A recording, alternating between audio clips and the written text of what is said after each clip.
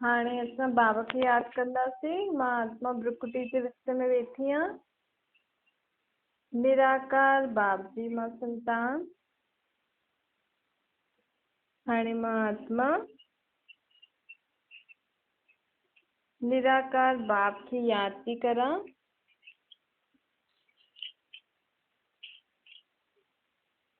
हाणे मां बाबा जा महावाक्य थी ॿुधां। ओम शांति। अॼु मिठा मिठा श्री बाबा ब्रह्मा जे तन द्वारा चवनि था, मीठी मीठी बच्चे भगवान हूंदो ई आहे हिकु। जो असां आत्माउनि जो पीउ आहे न, उहो ई भगवान आहे। असां ख़ुदि खे न पहचानंदा हुआसीं न कि असां आत्मा आहियूं, हिन करे परमात्मा खे बि न पहचानंदा हुआसीं। छो जो उहो ऊचे स्थान ते रहंदा आहिनि न, ऐं उहे सभिनि खे सुख ॾींदा आहिनि। इन करे असां हुनखे भगवान चई छॾियो, अर्थात भाग्य ठाहिण वारो। परमात्मा सभिनि जो भाग्य बि ठाहींदो आहे न, सभिनि खे भाग्य बांटंदो रहंदो आहे, सभिनि खे सुख ॾींदो रहंदो आहे। लेकिन असां सां हुनजो बाप जो संबंध आहे, ॿार ऐं बाप जो संबंध आहे। इन संबंध खे भुलिजण जे कारण असां हुनखे भगवान सम्झी वेठा आहियूं। बाबा चईंदा आहिनि, भक्ति मार्ग में ॻाईंदा बि आहियूं, तव्हां माता पिता असां बालक तव्हांजा, त बि कॾहिं माता पिता जे रूप में असां भगवान खे पंहिंजो मञियोसीं न। हाणे बाबा ॿारनि खे सम्झाए थो, आत्मा जो रूप कोई वॾो लिंग न आहे। आत्मा त ॾाढी छोटी स्टार मिसल ब्रुकुटी जे विच में वेठी आहे। कोई एतिरो वॾो ज्योतिर्लिंगम बि न आहे जीअं मंदिरनि में रखल आहे। जीअं आत्मा आहे, परमात्मा जो रूप बि ओड़ो आहे। आत्मा जो रूप मनुष्य जहिड़ो आहे। आत्मा मनुष्य जहिड़ो रूप धारण कंदी आहे। असल में आत्मा निराकार आहे। शरीर हुनजो 5 तत्वनि जो ठहियल आहे। जॾहिं 5 तत्व जे पुतले में आत्मा प्रवेश कंदी आहे त हुनखे छा चईंदा आहियूं? मनुष्य। ऐं उहो ई आत्मा में अगरि दैवी गुण हुजनि त हुनखे छा चईंदा आहियूं? देवता। दैवी गुण ऐं हुनजो 5 तत्वनि जो पुतलो अगरि सतो प्रधान योग बल जो पैदाइश हुजे त हुनखे देवता चईंदा आहियूं। बाबा चए थो, आत्मा त मनुष्य तन जो आधार वठंदी आहे। आत्मा ही सभु कुझु कंदी आहे। संस्कार सभु मुंहिंजी आत्मा में आहिनि। आत्मा सितारे मिसल आहे। आत्मा में ही सुठा व बुरा संस्कार हूंदा आहिनि। ॾिसो, आत्मा में जहिड़ा संस्कार हूंदा आहिनि न, आत्मा उन अनुसार ही जनम मरण में ईंदी आहे। असां चऊं कोई आत्मा ॾाढी वॾे जॻह ते जन्म थी वठे, कोई नंढे घर में जन्म थी वठे। कंहिंजा संस्कार सुठा आहिनि, कंहिंजा संस्कार बुरा आहिनि। बाबा चईंदा आहिनि, आत्मा पंहिंजे सुठे व बुरे संस्कार अनुसार ही जन्म वठंदी आहे। सम्झो कंहिंजो खानदान ॾाढो खाईंदो पीअंदो हुजे ऐं ॾाढो रहस्यनि वांगुरु रहंदो हुजे, ऐं कोई आत्मा उन्हनि जे घर में जन्म वठण वारी आहे, त परमात्मा जेको बि वैसे त आत्मा पंहिंजे कर्मनि अनुसार ई जन्म वठंदी, लेकिन त बि जेकी बि आत्मा उन्हनि जे घर में ईंदी न, उहो ओड़े ई संस्कार सुभाउ वारी ईंदी जेकी उन घर जे माहौल में एडजस्ट थी सघे। कोई सन्यासी जी आत्मा शरीर छॾे ऐं अगरि उहो उन घर में जन्म वरितई जंहिंमें ॾाढा खाईंदा पीअंदा माण्हू आहिनि, ॾाढा रईस, देह अभिमानी, क्रोधी, कामी, त उहो सन्यासी जी आत्मा उन घर में पैदा थी करे एडजस्ट थी पाईंदी? न थी पाईंदी न। छो जी आत्मा खे पुनर्जन्म त वठिणो ई आहे न। हिकु शरीर छॾे करे आत्मा मथे त वेंदी न आहे। आत्मा खे मथे त परमात्मा ई वठी वञी सघंदो आहे। आत्मा खे हिते ई जन्म वठिणो आहे, जीअं वटि बि हुनजो हिसाब किताब हुजे। ऐं आत्मा पंहिंजे संस्कार अनुसार ई जन्म वठंदी आहे, जेके बि घर में वठंदी आहे। त इन्हनि ॻाल्हियुनि खे असांखे सुठे रीति सम्झणो आहे। कोई बि आत्मा असांजे घर अचे थी, मतिलबु कोई बि ॿारु ॼमे थो त कीअं उहा असां सां हिली मिली थो वञे न, कीअं असां सां गॾु रहे थो, खाए थो, पीए थो। काथे उहा आत्मा पहिरें जन्म में अलाए काथे अलाए कंहिंजे घर में हुई, लेकिन हुनजो संस्कार ऐं असांजा संस्कार थोरा मेल पा खाइनि, इन करे उहो असांजे घर में अची करे जन्म वरितो अथई। इन करे बाबा चईंदा आहिनि असांखे इहा ॻाल्हि सम्झणी खपे कि आत्मा ही असांजे घर पंहिंजे सुठे बुरे संस्कार अनुसार जन्म थी वठे।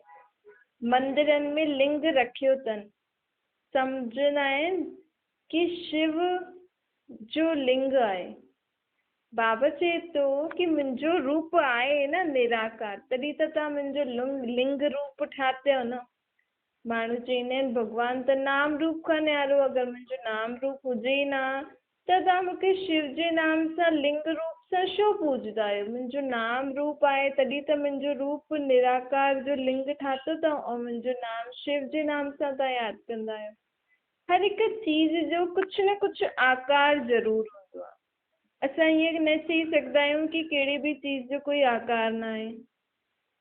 बाप परम धाम में रहण वारो परमात्मा बाप चईंदा आहिनि जीअं तव्हां आत्मा शरीर वठंदा आहियो न, मूंखे बि हिन दुनिया में अचिणो पवंदो आहे, लेकिन मां गर्भ में न ईंदो आहे। मूंखे हिन दुनिया खे नर्क खां स्वर्ग ठाहिणो पवंदो आहे। बाप जी महिमा ॾाढी न्यारी आहे। हाणे तव्हां ॿार ॼाणंदा आहियो न कि मां आत्मा हिते छा थी करां, हिन शरीर में पाठ थी वॼायां। ये हमेशा यादि रखो कि मां हिन दुनिया में आत्मा मां पाठ थी वॼायां त मूंखे ॾाढो सुठो पाठ वॼाइणो आहे।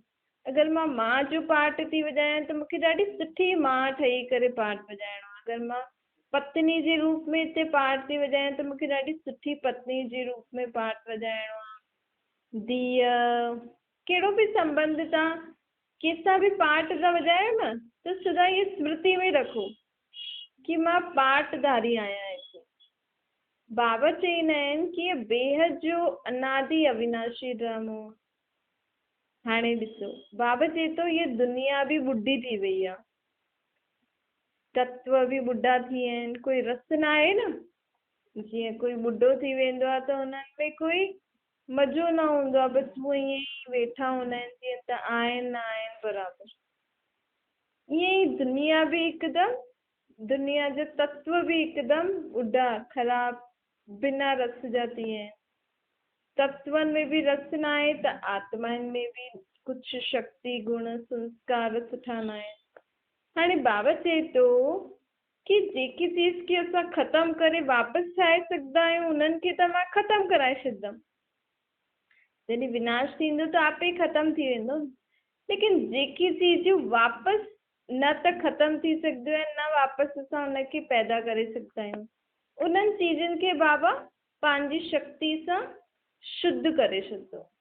जीअं त हिकु आत्मा आहे, आत्माउनि खे ऐं तत्वनि खे, आत्माउनि खे बि असां ख़तमु न करे सघंदा आहियूं, पैदा न करे सघंदा आहियूं, न ही तत्वनि खे असां ख़तमु करे सघंदा आहियूं, न पैदा करे सघंदा आहियूं। भई ॾिसो, हाणे तत्व बि त तमो प्रधान थी विया आहिनि न। पाणी, हवा, सूर्य जी तपत, धरती, सभिनि में कुझु न कुझु तकलीफ़ आहे। आत्माउनि में बि ईअं आहे। त बाबा चए थो हाणे मां सभिनि खे पावन ठाहिणा आहियो। हाणे तव्हां ॿार ॼाणंदा आहियो कि असांजो विश्व जो बाप, बेहद जो बाप हाणे हिन दुनिया में आयो आहे। विश्व जी सर्व आत्माउनि खे ऐं प्रकृति खे पावन ठाहिणु। बाबा चए थो इहो जेको ड्रामो हले थो न, इहो कॾहिं ख़तमु न थींदो आहे। ख़ासि भारत में इहो ड्रामो सदा हलंदो ई रहंदो आहे, फिरंदो ई रहंदो आहे। हिन सृष्टि ते जेको ड्रामो हले थो न, उहो 4 युगनि में हलंदो आहे। मतिलबु हिन सृष्टि जो जेको ड्रामो आहे, उन ड्रामे में 4 युग ईंदा आहिनि। मतिलबु 4 स्टेजिस ईंदियूं आहिनि। जीअं मूवी में न थींदो आहे पार्ट 1, पार्ट 2, पार्ट 3, पार्ट 4, ईअं ई हिन दुनिया जा बि पार्ट 1 हुयो सत्य, पार्ट 2 हुयो त्रेता युग, पार्ट 3 हुयो द्वापर युग, हाणे पार्ट 4 जो अंत तो हले कलयुग। पोइ पार्ट 4 खां पार्ट 1 शुरू थियण जे विच में ये नंढो सो पार्ट आ, पार्ट 5। लेकिन हिन पार्ट 5 जे बारे में शास्त्रनि में कुछ भी न लिखल आ। लेकिन हिन पार्ट 5 में ही पार्ट 4 जॾहिं दुनिया में पार्ट 4 हलंदो आहे, मतलब दुनिया ॾाढी गंदी ख़राब थी वेंदी आहे, आत्माएं भी ॾाढी दुखी परेशान थी वेंदियूं आहिनि। उन समय परमात्मा पार्ट 1 शुरू थिए छो पार्ट 1 में जॾहिं पार्ट 1 हले पियो न हिन ड्रामो जो, त हुन पार्ट 1 में दुनिया में ॾाढी स्वच्छता हुई, प्रकृति ॾाढी स्वच्छ हुई, खाइण पीअण जी चीजूं ॾाढी सुठियूं हुयूं, शक्तिशाली हुयूं।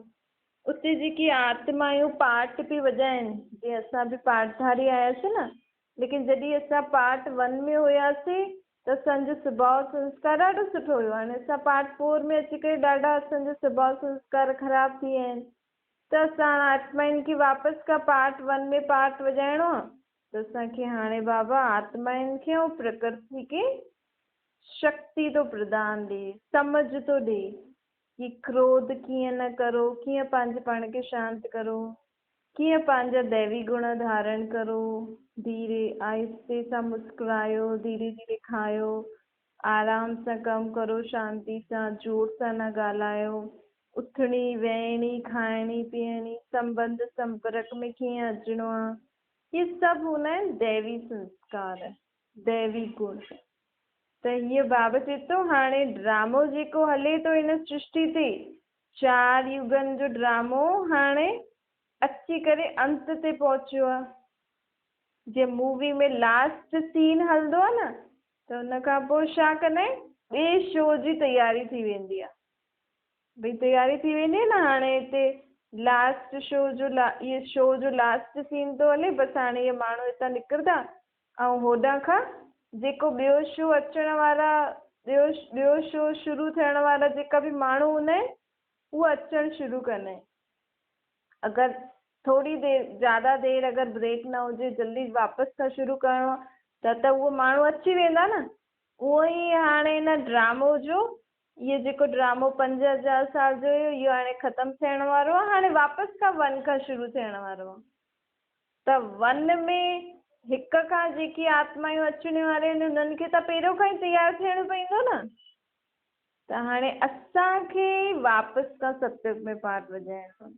त इन रीति असां ड्रामो खे सम्झंदासीं न, त असांखे कॾहिं बि पंहिंजे जीवन में दुख परेशानियूं इहे सभु न ईंदी। असां ॾाढी ख़ुशी ख़ुशी सां मनोरंजन सां पंहिंजो पार्ट वॼाईंदासीं।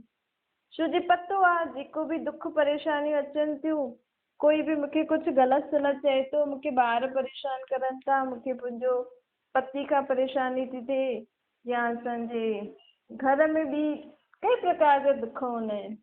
ॿार पढ़नि नथा, धंधो ठीकु न आहे, पैसा न आहिनि, बीमारियूं आहिनि, संबंधियुनि जो दुख, प्रकृति जो दुख, इहे सभु छो थो थिए? छो जे हाणे असांजो सभिनि जो जेको बि हिक ॿिए सां हिसाब किताब आहे न, प्रकृति सां बि असांजो हिसाब किताब आहे। इहे जेका बि प्रकृति जा 5 तत्व आहिनि, इहे बि अगरि असांखे दुख ॾियनि था, इन्हनि सां बि असांखे परेशानी मिले थी, त हिननि सां बि असांजो हिसाब किताब आहे। त हाणे छा करिणो? बाबा चए थो असांखे कोई ईअं सोचणो न आहे मूंखे मुंहिंजो कंहिंसां कंहिंसां हिसाब किताब आहे त मूंखे चुप्तो करिणो। तव्हां त सिर्फ़ु स्वयं खे आत्मा सम्झो ऐं मूंखे निराकार रूप में यादि करो, त आपे ई तव्हांजी आत्मा सां जंहिंसां बि हिसाब किताब हूंदो न, उहो चुप्तो थी वेंदो। हाणे हिन कल्प जे संगम युग ते मां अची करे पतित दुनिया खे पावन थो ठाहियां। चक्र त फिरणो ई आहे। हाणे बाबा चए थो चक्र त फिरणो ई आहे, जेकी बि ठहियल आहे कैसेट उहो त फिरणी ई आहे।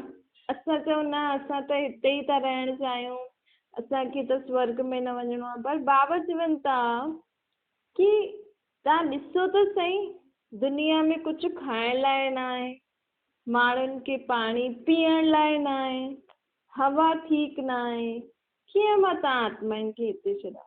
ॿियो बाबा चए थो अगरि तव्हां शांति सां रहो त पोइ बि ठीकु आहे, जीअं जेको बि मिलियो तो जो खाओ शांति सां रहो उहो बि ठीकु आहे, लेकिन तव्हां हिक ॿिए खे परेशान केॾो था करो। प्रकृति मनुष्य आत्मा हिक ॿिए खे त परेशान थी करे, जीव जंतु जानवरनि खे प्रकृति खे बि नुक़सान थी पहुचाए। त सभिनि जे दुख जी आवाज़ किथे थी वञे? परमात्मा वटि। घर में अगरि 4-5 ॿार हुजनि त माउ पीउ उन्हनि जो खेल कॾहिं बंदि कराईंदो आहे? सम्झो उहे सभु ॿार खेल था खेॾनि, लेकिन पहिरियों त प्यार सां पिया खेॾनि, सुठी रीति पिया खेॾनि, खेॾी खेॾी पोइ जॾहिं ॾाढो शोर लड़ाई झगड़ो शुरू थी वेंदो आहे त माउ पीउ छा कंदो आहे? सभु खेल बंदि, हलो पंहिंजी पंहिंजी कमु करो, या त सुम्हो वञे या पढ़ो वञे या अलॻि अलॻि वियो। इन ई रीति बाबा चए थो कि पहिरियों तव्हां मूंखे द्वापर युग खां सॾु पिया करो न कि असांखे इहो दुख आहे, लेकिन उन समय छा हुयो असांखे थोरो बि कुझु दुख थिए पियो हिक ॿिए खां, पोइ थोरी देरि खां पोइ सुलाह पई थी वञे, वरी ठीकु, लेकिन हाणे त सभी धर्म वारा, सभी मनुष्य आत्मायूं, जीव जंतु जानवर प्रकृति सभी हिक ॿिए खे दुख था ॾियनि। मनुष्य आत्माउनि खे जानवरनि खां बि दुख आहे, जानवरनि खे मनुष्य आत्मा खां बि दुख आहे, मनुष्य आत्मा खे हिक ॿिए सां बि दुख आहे, प्रकृति सां बि दुख आहे, त प्रकृति बि मनुष्य आत्मा सां दुखी आहे न। बाबा चए थो प्रकृति जी बि आवाज़ूं मूं वटि ईंदियूं आहिनि। हाणे मां हिन दुनिया ते खेल खे ख़तमु कराइण आयो आहियां, लेकिन खेल जंहिं सेकेंड हिन पुराणी दुनिया जो खेल ख़तमु थींदो, ॿिए सेकेंड खां नई दुनिया जो खेल शुरू थी वेंदो। अर्थात बाबा हिते दुख जो खेल खे ख़तमु करण आयो आहे। खेल खे ख़तमु मतिलबु दुख जो खेल खे ख़तमु करण आयो। पाण बि चईंदा आहियूं न, ॿारनि खे माउ पीउ बि चईंदा खेॾणो अथव त शांति सां खेॾो, न त बंदि करो। त अगरि ॿार मञी वेंदा आहिनि कि हा असां हाणे शांति सां खेॾंदासीं जीअं तव्हां चओ था, त पोइ माउ पीउ उन्हनि खे परमिशन ॾींदो अथसि कि हा खेॾो भले, लेकिन शोर शराबो न कजो, लड़ाई झगड़ो न कजो। त उहो ई बाबा असां में जेका लड़ाई झगड़ा जा संस्कार आहिनि, हिक ॿिए खे दुख पहुचाइण जो संस्कार आहिनि, बाबा असांखे चए थो कि हाणे सतयुग में वापसि खां खेल शुरू थियण वारो आहे।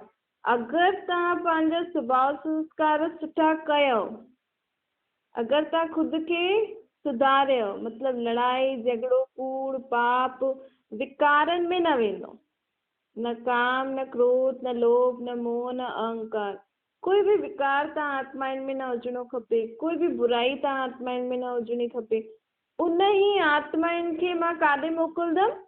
सतयुग में खेल खेॾण मोकिलंदमि।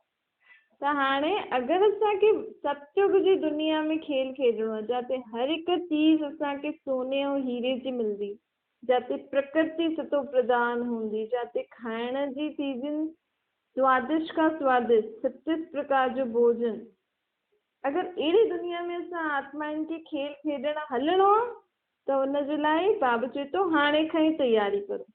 छा तयारी करणी आहे? हिकु त विकारनि खे छॾणो आहे, पंहिंजे दैवी गुण धारण करणियूं आहिनि, ऐं सदा असांखे छा रहणो? ख़ुशि रहणो आहे। स्वयं खे आत्मा सम्झी करे परमात्मा खे यादि करे पंहिंजे अंदरि दैवी शक्तियूं, दैवी गुण, दैवी संस्कार भरणा आहिनि। त बाबा चए थो जेकी आत्मायूं तयार थी वेंदियूं इन रीति, उहो ई काॾे हली सघंदियूं? सतयुग जी दुनिया में। हाणे अगरि हलणो न हलणो कंहिंजे हथ में आहे? पंहिंजे हथ में आहे न। परमात्मा त असांखे चई छॾियईं कि हाणे अहिड़ी दुनिया स्थापन थियण वारी आहे। हाणे हलणो न हलणो कंहिंजे हथ में आहे? पंहिंजे हथ में। ऐं आहे केतिरो सहज न, बाबा असांजे लाइ नई दुनिया ठाहे करे असांखे नई दुनिया में खेल खेॾण मोकिले थो, ऐं ॻाल्हि केॾी सही थो सहज थो थिए। पाण बि त पंहिंजे ॿारनि खे चईंदा आहिनि न हाणे लड़ाई झगड़ो न कजो, सभु मिली जुली करे खेॾिजो, कोई जोर सां न चिल्लाइजो, कूड़ पाप न, तॾहिं असां तव्हांखे खेॾणु ॾींदासीं। त परमात्मा बि आत्माउनि जो पीउ आहे न, त पीउ असांखे चए थो कि हाणे स्वयं खे आत्मा सम्झी करे मूंखे यादि करे पंहिंजे अंदरि दैवी गुण, दैवी संस्कार दैवी शक्तियुनि खे धारण करो। कर्म कंदे मूंखे यादि कंदा रहो। बसि इहो ई सोचो कि मूंखे परमात्मा खे यादि करणो आहे, छो जो मूंखे हाणे सत्युग जी दुनिया में वञिणो आहे, खेल खेॾणु। त हिन रीति असांखे 21 जन्मनि जो वरसो बाबा हाणे ॾियणु आयो आहे। 21 जन्म असां अहिड़ी दुनिया में वञण वारा आहियूं। असांजा अॻियां जा 21 जन्म अहिड़ी दुनिया में थींदा जिते कोई प्रकार जो दुख, पाप, रोग, बीमारियूं आदि। बाबा चए थो सत्युग में जेल भी न हूंदो, कोर्ट भी न हूंदो, हॉस्पिटल भी न हूंदो, कोई प्रकार जी मेहनत न हूंदी। मेहनत खां मुक्त दुनिया में असां वञण वारा आहियूं। दुख अशांति वारी दुनिया में बाबा असांखे मोकिले थो। उन जे लाइ बाबा चए थो जेको बि मां पढ़ायां थो ध्यान सां पढ़ो, मुंहिंजी श्रीमत ते हलो, पुरुषारथ करो। छो जी बाबा छो थो चए स्वयं खे आत्मा सम्झी करे मूंखे निराकार रूप में यादि करो? छो जी सत्युग जी दुनिया में जॾहिं असां वेंदासीं त असांजो इहो शरीर न हूंदो, आत्मा मुंहिंजी उहा ई हूंदी जेकी हिन शरीर में मुंहिंजी आत्मा वेठी आहे न। इहे ई आत्मा सत्युग में वञी करे पाठ वॼाईंदी। इहे ई आत्मा में जेका दैवी गुण, दैवी शक्ति, दैवी संस्कार धारण थियनि था, उहो ई संस्कार मां खणी करे मां आत्मा काॾे वेंदमि? सत्युग जी दुनिया में। इन करे बाबा चए थो स्वयं खे आत्मा सम्झो, मूंखे यादि करो। हाणे तव्हांजा 84 जन्म पूरा थिया अथव। हाणे वरी खां मां तव्हांजो माउ पीउ ठहियो आहे। सत्युग में त असां दैवी संतान हूंदासीं, उन खां पोइ क्षत्रिय संतान, वैश्य, शूद्र, ईअं ई चक्कर काटंदा आहियूं न। ॾिसो वर्णनि में आत्मा ईंदी आहे। हाणे असांजो वर्ण आहे ब्रह्मण वर्ण, ब्रह्मण खां पोइ थींदो देवता वर्ण, देवता वर्ण खां पोइ क्षत्रिय वर्ण, क्षत्रिय खां पोइ वैश्य, वैश्य खां पोइ शूद्र, शूद्र खां पोइ हाणे असां ब्रह्मण वर्ण में आहियूं। पोइ उन खां पोइ बाबा ब्रह्मण असांखे छो ठातो अथई? छो जो ब्रह्मण अर्थात पवित्र, पवित्र ठाहे करे असांखे असांजे अंदरि बाबा असांखे शिक्षायूं थो ॾिए। ॾिसो पढ़ाई बि कॾहिं कबी आहे, बचपन में कबी आहे न, जॾहिं आत्मा शुद्ध हूंदी आहे। छो जी पवित्रता सां पोइ असांजो दिमाग़ में बि ॻाल्हियूं वेंदियूं आहिनि। छो जी विकार में वञण सां बुद्धि भ्रष्ट थी वेंदी आहे न। त हाणे बि असांखे पवित्रता जी प्रतिज्ञा कराए करे बाबा पहिरियों ब्रह्मण थो ठाहे। उन खां पोइ बाबा असांखे शिक्षायूं थो ॾिए दैवी गुण, दैवी संस्कार धारण करण जी। पोइ वञी करे मां ई आत्मा सत्युग में देवता पद पाईंदमि। बाबा चए थो कि ॾिसो ॻाल्हि ॾाढी सहज आहे। आत्मा खे पंहिंजी अवस्था जमाइणी आहे न, कंदे कंदे ॼमी ई वेंदी। बीती ॻाल्हियुनि खे हाणे फुल स्टॉप लॻायो। ज़्यादा असांखे बीती ॻाल्हियुनि जे लाइ बारे में सोचे करे दुखी परेशान न थियूं।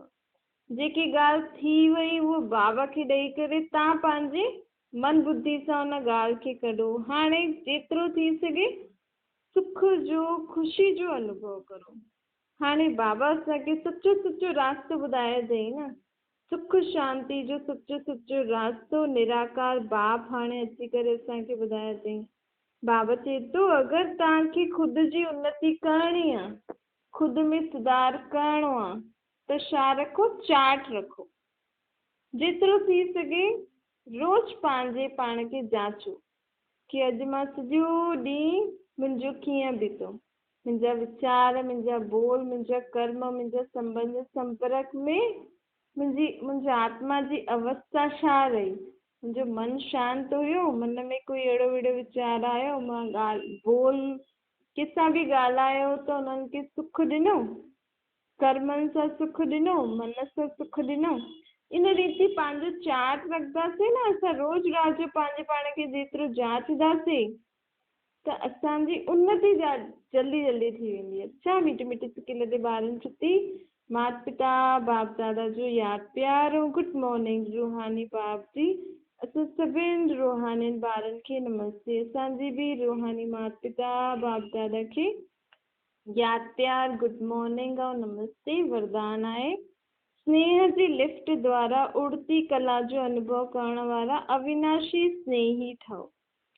बाबा चए थो जेतिरो जेतिरो आत्मा खे परमात्मा सां स्नेह हूंदो न ओतिरो असांखे कोई बि स्वभाव संस्कार परिवर्तन करण में महिनत न करणी पवंदी। जीअं असां महिनत सम्झो असां में क्रोध आहे त असां क्रोध खे बजाइण लाइ घड़ी घड़ी महिनत कंदासीं माना मां शांत स्वरूप आहियां न मां क्रोध न कंदी आहियां। ईअं जेके असां महिनत कंदा आहियूं न इन महिनत खां मुक्त थियण लाइ छा करणो पवंदो? मां आत्मा कंहिंजी संतान आहियां? परम पिता परमात्मा जी। जेतिरो असां परमात्मा खे कहिड़े न कहिड़े संबंध सां यादि कंदासीं, जेको बि संबंध तव्हांखे यादि करो सुठो लॻियो उन संबंध सां परमात्मा खे यादि करो। ॾिसो दुनिया में बि कंहिंसां बि अगरि असांजो दिलि लॻल हूंदो आहे त संबंध जे हिसाब सां ई लॻंदो आहे, चाहे माउ सां चाहे पीउ सां चाहे घर में ॿार या पति या जेका बि हुजे सहेली वग़ैरह संबंध सां असांजो प्यारु वधंदो आहे न कहिड़े संबंध सां ई असांजो प्यारु हूंदो आहे। त हाणे बाप परमात्मा सां कोई न कोई संबंध जोड़ो ऐं परमात्मा खे पंहिंजी दिलि जी हर ॻाल्हि ॿुधाईंदा रहो उन सां गॾु हर समय उनखे जीअं त मुंहिंजो साथी ठही करे हले थो मूंसां गॾु आहे। जेतिरो जेतिरो असां परमात्मा सां पंहिंजी दिलि जी ॻाल्हियूं कंदा रहंदासीं कहिड़े बि संबंध सां ओतिरो ओतिरो असांजो प्यारु परमात्मा सां थींदो रहंदो। त हुन स्नेह जे कारण हुन परमात्मा स्नेह जे कारण असांजी आत्मा में जेकी बि बुराइयूं आहिनि जेका बि विकार आहिनि जेके बि कमी कमज़ोरियूं आहिनि न सभु भस्म थी वेंदियूं।